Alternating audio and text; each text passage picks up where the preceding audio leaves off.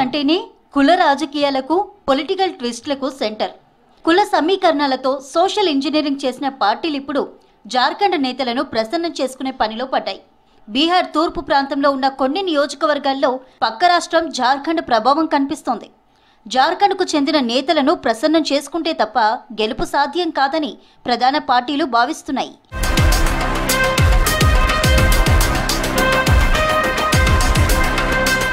బీహార్ జార్ఖండ్ సరిహద్దుల వెంట రాజ్మహల్ కొండలున్నాయి. ఆ కొండల వెంట ఉండే కతియార్, బాగల్పూర్లోని కహల్గావ్, బంకా, జముయ్ జిల్లాల్లోని ఎక్కువ శాతం ప్రజలు భాష, సంస్కృతి పరంగా జార్ఖండ్తోనూ సత్సంబంధాలు కొనసాగిస్తున్నారు.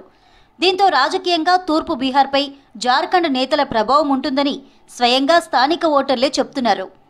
ఈ ప్రాంతంలోని మొత్తం 5 నియోజకవర్గాల్లో జార్ఖండ్ ప్రభావం స్పష్టంగా కనిపిస్తోంది. ఈ ప్రాంతంలోని గిరిజనుల ఓట్లే నేతల గెలుపు ఓటములను ప్రభావితం చేస్తాయని తెలుస్తోంది. చకై, బంకాలోని బెల్హార్, కటారియా, కతీహార్లోని మణిహరి, బాగల్పూర్లోని కహల్గావ్ అసెంబ్లీ స్థానాల్లో గిరిజనులు ఎక్కువ.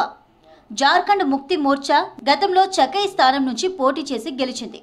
ఈ ప్రాంతవాసులు గత ఏడాది నవంబర్లో గిరిజన యోధుడు బిర్సా ముండా 150వ జయంతిని ఘనంగా నిర్వహించారు. జముయి జిల్లా ఖైరా బ్లాక్లోని గిరిజన ఫ్రైడే వేడుకకు 2 రాష్ట్రాల నేతలు హాజరయ్యారు. దీంతో ఎన్డీఏ నేతలు ఈ నియోజకవర్గాలపై స్పెషల్ ఫోకస్ పెట్టినట్టు తెలుస్తోంది. మహాగఠబంధన్ కూడా ఈ విషయాన్ని ముందే పసిగట్టింది. జార్ఖండ్ నేతలను ప్రసన్నం చేసుకునేందుకు తెగ ప్రయత్నిస్తోంది. ఓట్ల కోసం తన వంతు కృషి చేస్తోంది. ప్రతి నియోజకవర్గంలో 2 కూటములు కుల సమీకరణాలను లెక్కలు వేసుకుంటున్నాయి.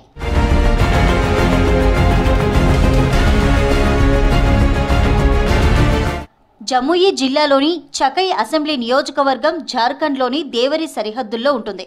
ఇక్కడ ఓటర్లలో 20.8% మంది యాదవులు, 11.5% మంది ముస్లింలు, 8.4% మంది గిరిజనులున్నారు. వీళ్లే అభ్యర్థి గెలుపోటములను డిసైడ్ చేస్తారు. జేఎంఎం, జేడీయూ ఎన్నికల గుర్తులు దాదాపు ఒకే రంగు ఆకృతిలో ఉండటం జేడీయూకు బాగా కలిసొస్తుందని అంతా భావిస్తున్నారు. అందుకే ఓట్లు జేడీయూకు పడుతున్నాయనే ఫిర్యాదులు గతంలో వెల్లువెత్తాయి. 2010లో జేఎంఎం టికెట్పై సుమిత్ సింగ్ 188 ఓట్ల తేడాతో గెలిచారు. 2020లో అతనే స్వతంత్ర అభ్యర్థిగా పోటీ చేసి ఆర్జేడీ అభ్యర్థిని 581 ఓట్లతో ఓడించారు. ప్రస్తుతం ఆయన మంత్రిగా ఉన్నారు.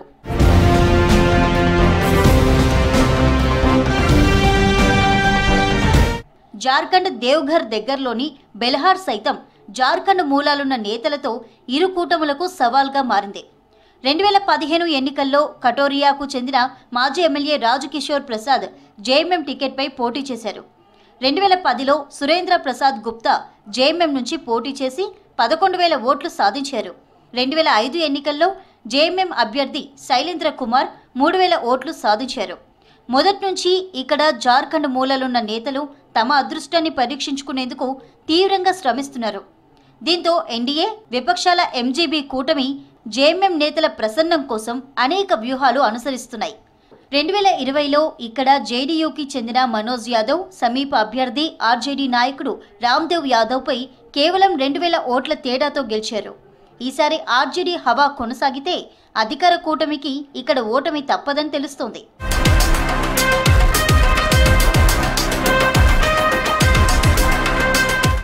జార్ఖండ్లోని గొడ్డా ప్రాంతానికి ఆనుకొని ఉన్న కహల్గావ్ సీటు ఇక్కడ కీలకమైంది. ఈ స్థానం నుంచి తన కుమారుడిని అభ్యర్థిగా పెట్టాలని జార్ఖండ్ మంత్రి సంజయ్ ప్రసాద్ యాదవ్ ప్రయత్నించారు.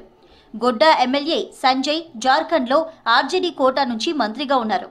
జార్ఖండ్ మంత్రి కాంగ్రెస్ నాయకురాలు దీపికా పాండే సింగ్ సైతం తన ఫ్రెండ్ను పోటీకి నిలపాలని ప్రయత్నించారు. వీళ్లను ప్రసన్నం చేసుకుని తమ అభ్యర్థిని రంగంలోకి దింపేందుకు ఆర్జేడీ నాయకుడు తేజస్వి యాదవ్ గతంలోనే ప్రయత్నించారు. కహల్గావ్లోని గోరాదిహ్లో రీసెంట్గా మీటింగ్ కూడా పెట్టారు.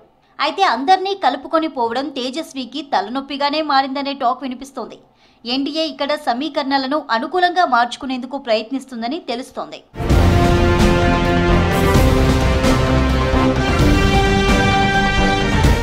కటోరియా స్థానంపై గత 35 సంవత్సరాలుగా జేఎంఎం పార్టీ కన్నేసింది. 2015, 2020లో జేఎంఎం బంకా జిల్లాలోని కటోరియా స్థానం నుంచి అంజలి హన్నాను నిలబెట్టింది. షెడ్యూల్డ్ కులాలకు కేటాయించిన 2 సీట్లలో ఇది ముఖ్యమైంది. ఇక్కడ ఏ పార్టీ తరపున పోటీ చేసినా సరే ఆ అభ్యర్థికి జార్ఖండ్ నేతల ఆశీస్సులే కీలకం. ముఖ్యంగా జేఎంఎం మద్దతు అత్యంత ముఖ్యం. అనుకూలమైన అభ్యర్థులను రంగంలోకి దించిన పార్టీలకు విజయ అవకాశాలు ఎక్కువ ఉంటాయని చెప్తున్నారు.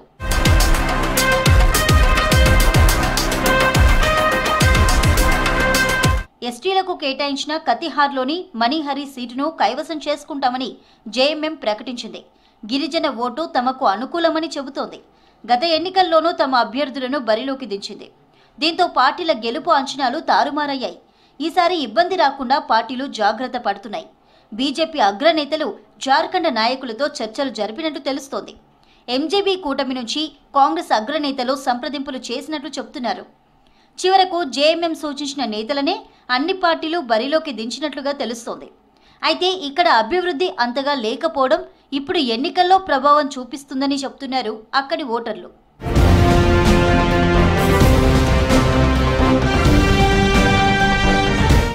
జార్ఖండ్ సరిహద్దుల్లో ఉన్న నియోజకవర్గాల్లో గిరిజన ఓటర్లను ప్రసన్నం చేసుకోవడానికి తిప్పలు పడుతున్న కూటములు జనాల్లో ఉన్న అసంతృప్తిని తప్పించుకోవడానికి కొత్త వ్యూహాలు అనుసరించాయి. పార్టీలోకి కొత్తగా వచ్చిన పారాచూట్ నేతలను బరిలోకి దించుతున్నాయి. పారాచూట్ నేతలతో స్థానిక నాయకత్వంపై ఉన్న అసంతృప్తిని దూరం చేయాలని భావిస్తున్నాయి.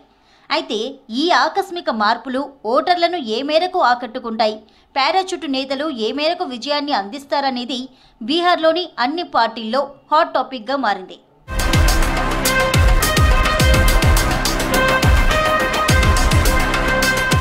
దీంతో ఆ పార్టీలు జనంలోకి వెళ్లలేక అప్పటి వరకు జనంలోనే ఉన్న అసంతృప్తిని నేతలకు సమాధానం ఇచ్చుకోలేక ఇబ్బందులు పడుతున్నారు. ఇవన్నీ విజయ అవకాశాలపై ప్రభావం చూపుతాయని విశ్లేషకులు చెబుతున్నారు. బీహార్ పీఠం చేజిక్కించుకోవడానికి ప్రతి నియోజకవర్గము కీలకంగా మారింది. అందుకే ప్రతి సీటుపైన పార్టీలు ప్రత్యేక దృష్టి పెడుతున్నాయి. ఈ నేపథ్యంలో ఆఖరి నిమిషంలో టికెట్ చేజిక్కించుకున్న స్థానాల్లో విజయం సాధించాలంటే ప్రత్యేక వ్యూహాలు తప్పవని భావిస్తున్నాయి.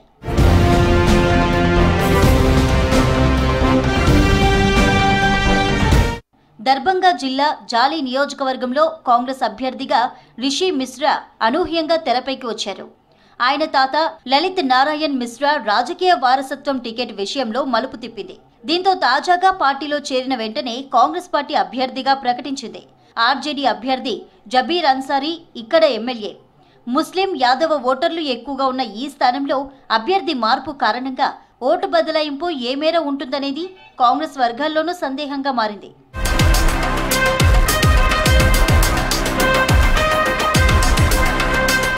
సింగర్ మైథిలి ఠాకూర్ను బీజేపీ అలీనగర్ నుంచి పోటీకి దింపింది.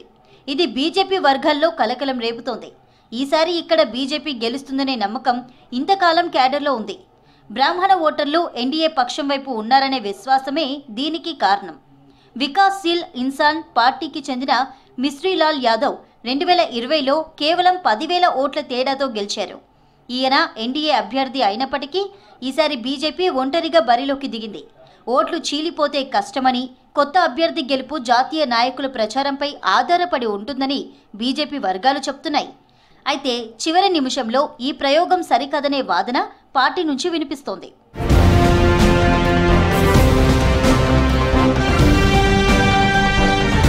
ముజఫర్పూర్ జిల్లా ఔరా నియోజకవర్గం పూర్తిగా వ్యవసాయ ప్రాంతం. బీజేపీ అభ్యర్థి రామ్ సూరత్ కుమార్ ఇక్కడ ఎమ్మెల్యే. గతంలో 47,000 ఓట్ల మెజార్టీతో గెలిచారు. ఇప్పుడు ఈ స్థానాన్ని రమా నిషాద్కు కేటాయించింది పార్టీ. ఇప్పటి వరకు ఆమె పార్టీలో కూడా లేరు. ఇంకా చెప్పాలంటే రాజకీయాలకు దూరంగానే ఉన్నారు. కేవలం ఇంటి పనులు మాత్రమే చూసుకుంటున్నారు. పార్టీలో చేరడం, టికెట్ ఇవ్వడం అన్నీ 4 రోజుల్లోనే జరిగిపోయాయి. ఈ నేపథ్యంలోనే ఓటర్లను ఆమె ఎలా ప్రభావితం చేస్తారో అనే అనుమానాలను వ్యక్తం చేస్తున్నారు బీజేపీ నేతలు.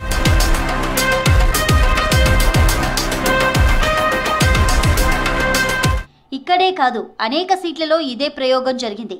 దీన్ని మార్పు అని పార్టీలు చెప్పుకుంటున్నాయి. స్థానిక అంశాలపై ప్రస్తుత అభ్యర్థిని ప్రజల అసంతృప్తికి దూరం చేయడమే వ్యూహమంటున్నాయి. టికెట్ ఇవ్వడానికి ముందు జేడీయూలో ఉన్న కౌశల్ యాదవ్, పూర్తిమా యాదవ్ను నవాడా, గోవిందపూర్ స్థానాలకు ఎంపిక చేయడం వ్యూహమేనని ఆర్జేడీ చెబుతోంది. యాదవ్ ఓట్లకు గాలం వేయడమే అనే టాక్ వినిపిస్తోంది.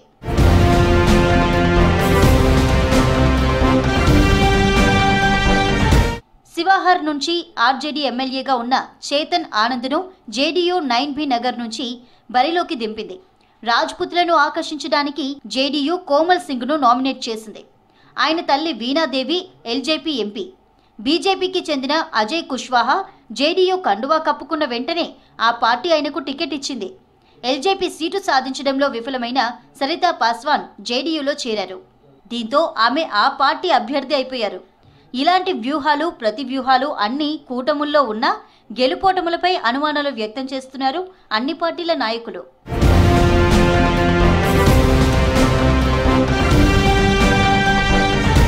ఆర్థిక సామాజిక అంశాల కంటే కుల సమీకరణాలు, అధికార మార్పు, వ్యక్తిగత ప్రయోగాలకు ప్రాధాన్యతనిచ్చే బీహార్ రాజకీయాల్లో ఈసారి పోరు మరింత ఆసక్తికరంగా మారింది.